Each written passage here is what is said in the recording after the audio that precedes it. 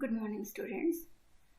आज का हमारा टॉपिक है enabling provisions of the constitution, यानी कि संविधान को समर्थ बनाने वाले प्रावधान। वो प्रावधान जो किसी भी संविधान को समर्थ यानी कि प्रभावशाली बनाते हैं। Constitutions are not only rules and regulations controlling the power of the government. संविधान का काम केवल रूल्स और रेगुलेशन देना ही नहीं, संविधान का काम केवल गवर्नमेंट को पावर देना और गवर्नमेंट को चलाने के लिए, गवर्नमेंट को रन करने के लिए रूल्स और रेगुलेशन देना ही नहीं है, बल्कि कुछ और भी है। They also gives power to the government for pursuing collective goods of the society. संविधान का काम ये भी है कि वो गवर्नमेंट को वो शक्ति दें जिससे कि गवर्नमेंट सोसाइटी के लिए भलाई के लिए काम कर सके, सोसाइटी के लिए कुछ अच्छा कर सके। यानी कि हमारा संविधान सरकार को ऐसी शक्तियां भी देता है जिससे वह समाज के लिए, सामूहिक भलाई के लिए काम कर सके। दो एग्जाम्पल यहाँ पे दे रखे हैं, एक साउथ अफ्रीका का एग्जाम्पल दिया हुआ है, एक इंडोनेशिया का एग्जाम्पल दिया हुआ है। साउथ अफ्रीका हम जानते हैं कि अफ्रीका के बिल्कुल साउथ में कंट्री है और जहाँ पर काफ़ी लंबे समय तक रेशियल डिस्क्रिमिनेशन था ब्लैक्स और वाइट्स। वहाँ रहने वाले ब्लैक्स लोगों के साथ काफ़ी डिस्क्रिमिनेशन किया जाता था। जब ये देश आज़ाद हुआ, यहाँ का कॉन्स्टिट्यूशन बना, तो इस कॉन्स्टिट्यूशन में स्पेशली जो डिस्क्रिमिनेशन को स्पेशली प्रोहिबिट किया गया। तो आगे देखिए, constitution of South Africa assigns many responsibilities to the government. It wants the government to take measures to promote conservation of nature, make efforts to protect persons or groups subjected to unfair discrimination, and provides that the government must progressively ensure adequate housing to all, healthcare, etc. यानी कि दक्षिण Africa का जो संविधान है सरकार को अनेक उत्तरदायित्व तो सौंपता है। वह सरकार को पर्यावरण संरक्षण को बढ़ावा देने के लिए शक्तियाँ देती है कि सरकार पर्यावरण को सुरक्षा दे, पर्यावरण संरक्षण को बढ़ावा दे। देश में किसी भी तरह का अन्यायपूर्ण भेदभाव जो व्यक्ति और समूहों के बीच होने ना दे, यानी कि किसी भी तरह का डिस्क्रिमिनेशन कंट्री में होने ना दे।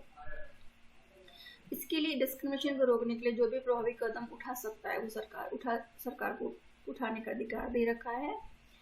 और ये भी प्रावधान ये भी अधिकार दे रखा है, ये भी प्रावधान दे रखा है, ये भी शक्ति दे रखी है कि सरकार धीरे धीरे सभी के लिए पर्याप्त आवास और स्वास्थ्य सुविधाएं उपलब्ध कराए। जैसे कि हमने देखा साउथ अफ्रीका का जो कॉन्स्टिट्यूशन है, एक तो गवर्नमेंट को रिस्पॉन्सिबिलिटी देता है कि गवर्नमेंट कंजर्वेशन करे नेचर का, दूसरा डिस्क्रिमिनेशन बिल्कुल ना होने दे, तीसरा लोगों के लिए हाउसिंग और हेल्थ केयर फैसिलिटी प्रोवाइड किया जाए। इसी तरह से इंडोनेशिया का कॉन्स्टिट्यूशन अपने नागरिकों को क्या देता है।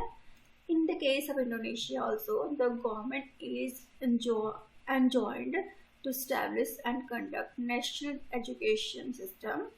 The Indonesian constitution ensure that the poor and destitute children will be looked after by the government.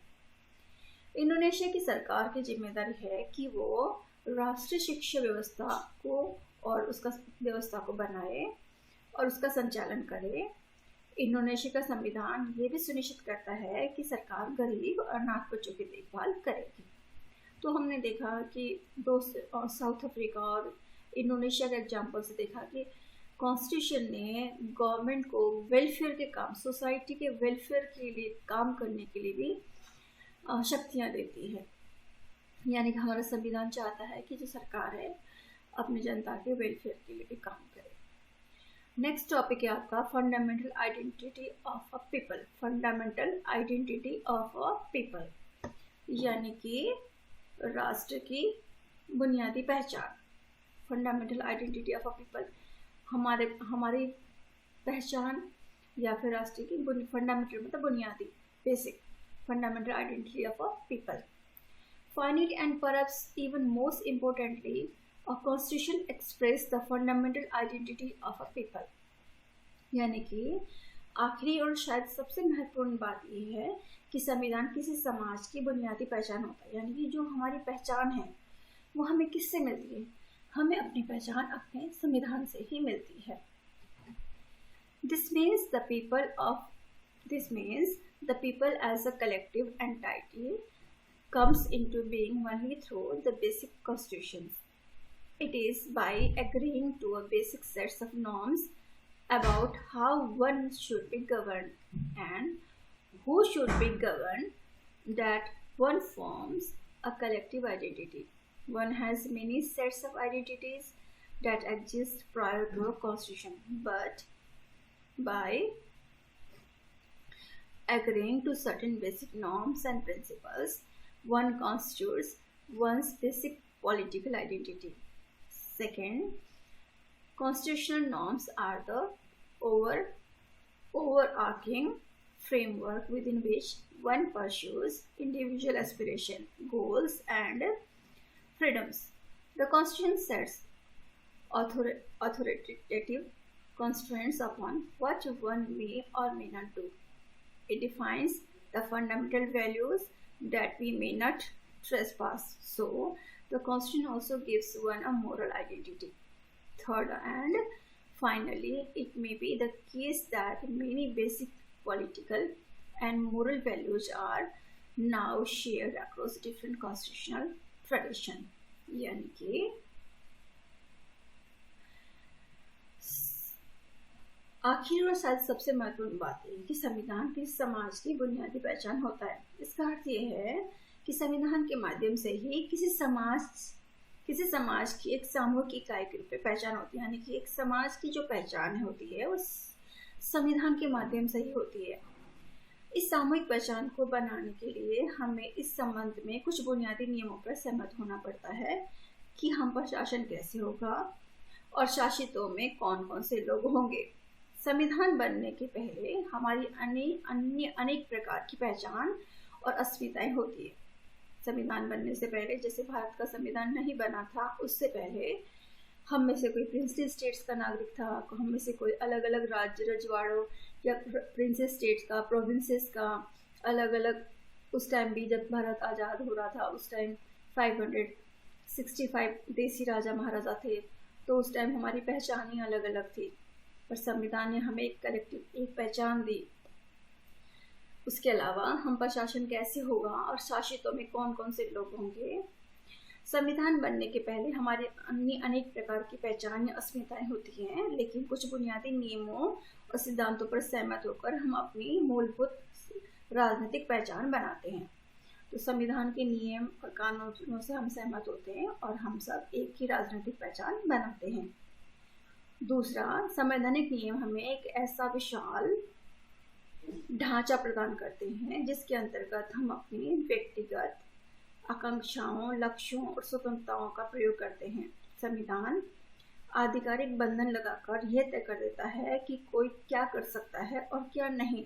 अतः संविधान हमें एक नैतिक पहचान भी देता है। तीसरा और अंतिम, अब शायद ये संभव हो सका है कि अनेक बुनियादी राजनीतिक और नैतिक नियम विश्व के सभी प्रकार के संविधान में स्वीकार किए हैं। यानी कि हमारा संविधान बनने से पहले हमारी कोई एक कलेक्टिव आइडेंटिटी नहीं थी। तो संविधान एक तो हमें कलेक्टिव आइडेंटिटी देता है।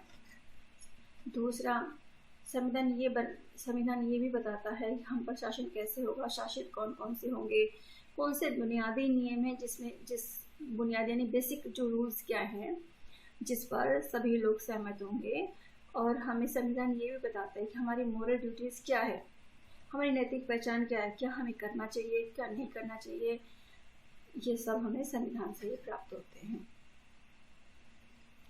If one looks at constitutions around the world, they differ in many respects. अगर हम दुनिया में देखें तो आज के टाइम में दुनिया के सभी देशों में बस लगभग संविधान है, पर सभी देशों के संविधान में आपको कुछ अंतर देखने को मिलेगा, तो कुछ समानता यानी सिमिलैरिटी भी देखने को मिलेगी। In the form of government, they enjoy in many procedural details है। जैसे चाइना के पास संविधान है, हमारे पास है, अमेरिका के पास है, साउथ अफ्रीका के पास। सभी संविधान में कुछ थोड़ा बहुत अंतर होता है कि गवर्नमेंट का फॉर्म क्या होगा, किस तरह की गवर्नमेंट रन करेगी। But they also share a good deals. Most modern constitutions create a form of government that is democratic in some respect. Most claims to protect certain basic rights. ज़्यादातर संविधानों में similarity ये है कि वो democratic nature की होती हैं और अपने सिटीजन्स को कुछ न कुछ राइट्स देते हैं। But constitution are differ in the way they embody conceptions of natural identity. Most nations are an amalgamations of a complex set of historical tradition. देखिए, अलग अलग देशों के संविधान अलग अलग होने की वजह उनका हिस्ट्री भी है। जो हिस्ट्री इंडिया की है वो हिस्ट्री साउथ अफ्रीका की नहीं है, और जो साउथ अफ्रीका की हिस्ट्री वो अमेरिका की नहीं है, और जो अमेरिका की हिस्ट्री वो चाइना की नहीं है। जो अगर किसी भी देश का अगर हम कॉन्स्टिट्यूशन पढ़ते हैं तो उस कॉन्स्टिट्यूशन में उस कंट्री की हिस्ट्री की झलक मिलती है, यानी कि हिस्ट्री से इन्फ्लुएंस रहता है। Most nations are an amalgamations of complex sets of historical traditions. They weave together the dispersed groups that resides within the nations in different ways. For example, German identity was constituted by being ethically Germans. The constitution gives expression to this identity. The Indian constitution, on the other hand, does not make ethnic identity or criterion for citizenship. Different nations embody different conceptions of what the relationship between the different regions of a nation and the central government should be. This relationship constitutes the national identity of a country. जैसे हमने Germany में देखा कि Germany में Hitler के time में भी Aryans लोगों को बहुत ज़्यादा प्रेफरेंस दी जाती थी। आर्यंस लोगों को ही जर्मनी के वो लोग सिटीजन्स मानते थे, और ज्यूज लोगों के साथ उन्होंने भेदभाव किया और ज्यूज लोगों को देश से बाहर भी निकाल दिया था, मारवा दिया था, उन्हें रहने का अधिकार नहीं दिया गया था। भारत में इस तरह की कोई एथनिक डिस्क्रिमिनेशन नहीं है। तो हम देखते हैं कि अलग अलग देशों में अलग अलग तरह का संविधान हमें मिलता है और उन संविधानों में उनकी हिस्ट्री की झलक मिलती है। यहाँ पर एक कार्टून दे रखा है। इस कार्टून में इराक के जो राष्ट्रपति थे सद्दाम हुसैन की मौत के बाद वहाँ पर संविधान बनाने के लिए किस तरह से अलग अलग ग्रुप के बीच में संघर्ष होता है। शिया, सुन्नी, कुर्द जो मुस्लिम ग्रुप्स हैं इन्होंने संविधान बनाने के लिए जो है इनके बीच में संघर्ष चला है। इसके लिए कार्टून दिया गया है। तो इस टॉपिक में हमने क्या पढ़ा? हमने ये पढ़ा, अगर हम दुनिया भर के संविधान को देखें तो हमें सरकार के अलग अलग स्वरूप और विविध प्रकार की प्रक्रियाएं देखने को मिलेगी, लेकिन इसमें काफ़ी कुछ साझा भी है। अधिकतर संविधान कुछ मूलभूत अधिकारों की रक्षा करते हैं और ऐसी सरकारें संभव बनाते हैं जो किसी न किसी रूप में लोकतांत्रिक होती हैं। लेकिन राष्ट्रीय पहचान की अवधारणा अलग अलग संविधानों में अलग अलग ढंग से होती है। ज़्यादातर राष्ट्र विभिन्न जटिल ऐतिहासिक परंपराओं के सम्मिलन से बने हैं। ये किसी राष्ट्र में रहने वाले विभिन्न समूहों के कई तरीकों से आपस में मिला लेते हैं। जैसे जर्मनी का निर्माण जर्मन नस्ल के आधार पर हुआ था। संविधान इस पहचान को अभिव्यक्त करता है। दूसरी ओर भारतीय संविधान जातीयता और नस्ल को नागरिकता के आधार पर मान्यता नहीं देता है। भारत में किस तरह से जातीयता और नागरिकता को जाति और नस्ल को नागरिकता का आधार नहीं माना जाता। भारत में विभिन्न राष्ट्रों में देश की केंद्रीय सरकार और विभिन्न क्षेत्रों के बीच के संबंधों को लेकर भिन्न भिन्न अवधारणा है। अब इस संबंध में देश की राष्ट्रीय पहचान बनाता है। तो नेक्स्ट हमारी टॉपिक है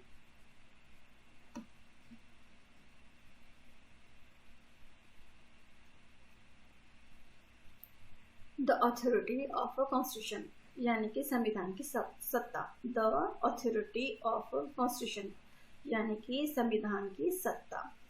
we have outlined some of the function of constitution performs, which functions explain why most societies have a constitution, but there are 3 further questions we can ask about constitution. हमने देखा कि लगभग सभी देशों के पास संविधान है और इन संविधानों में कुछ सिमिलैरिटीज भी और कुछ डिफरेंसेस भी हैं। तो हम कुछ 3 क्वेश्चन कर सकते हैं। What is a constitution? Constitution क्या है? What effects is a constitution?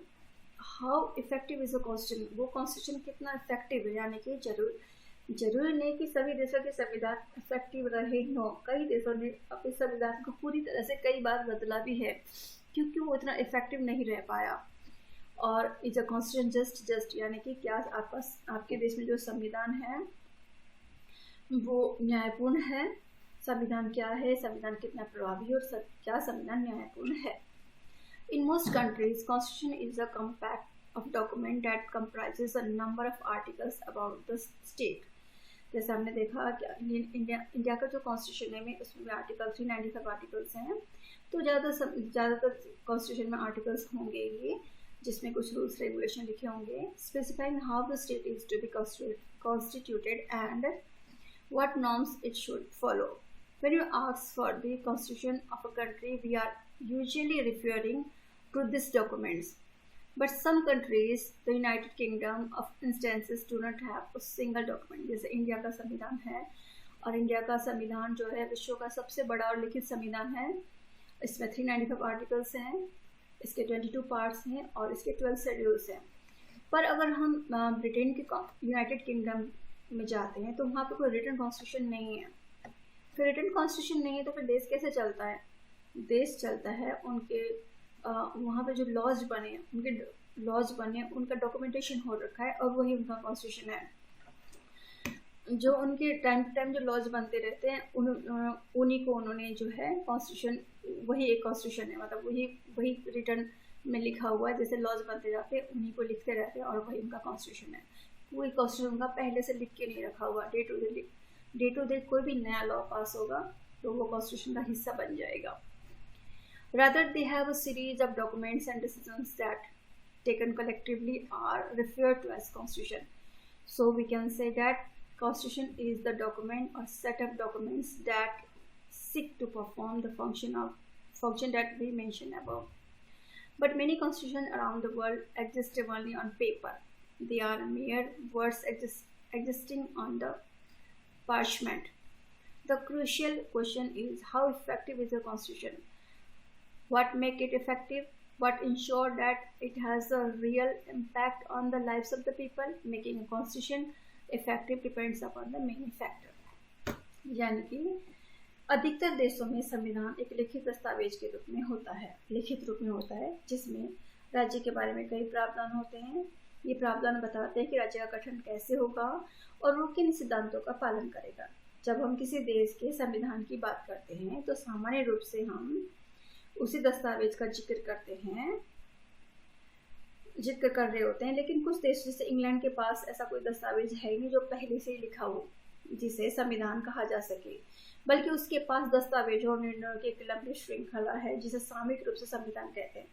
जैसे जैसे दस्तावेज और नए नए निर्णय आते रहे उन्हें संविधान में जोड़ते ही चले गए। अतः हम कह सकते हैं कि संविधान लिखित भी हो सकता है और अलिखित भी हो सकता है। भारत का संविधान लिखित संविधान है, जबकि इंग्लैंड का संविधान अलिखित संविधान माना जाता है। अतः हम कह सकते हैं कि संविधान वह दस्तावेज या दस्तावेजों का पुंज है जो उन कार्यों को करने का प्रयास करता है जिनका ऊपर उल्लेख किया गया है। लेकिन विश्व में अनेक संविधान केवल कागज पर ही नहीं होते, यानी कि कहने का मतलब है कि कई देशों में संविधान तो बने हैं पर संविधान के अकॉर्डिंग वो टेस्ट चल नहीं रहे हैं, संविधान को व्यवहार में लागू नहीं किया गया है, संविधान में जो अधिकार दिए गए वो लोगों को नहीं मिले हैं। तो लेकिन विश्व के अनेक संविधान केवल कागज पर ही होते हैं, वे केवल थोड़े शब्द होते हैं और कुछ नहीं। महत्वपूर्ण प्रश्न ये है कि कोई संविधान कितना प्रभावी है, उसे कौन सी बात प्रभावी बनाती है, कौन सी बात ये सुनिश्चित करती है कि लोगों के जीवन पर वास्तव में उसका क्या प्रभाव पड़ा है। संविधान को प्रभावी होना अनेक कारणों पर निर्भर करता है। तो बच्चों, आज हम यहीं तक पढ़ेंगे। आगे मोड ऑफ प्रोमulgation यानी कि संविधान को प्रचलन में लाने का तरीका, ये टॉपिक हम कल पढ़ेंगे। आज हमने यहाँ तक पढ़ा। Thank you so much.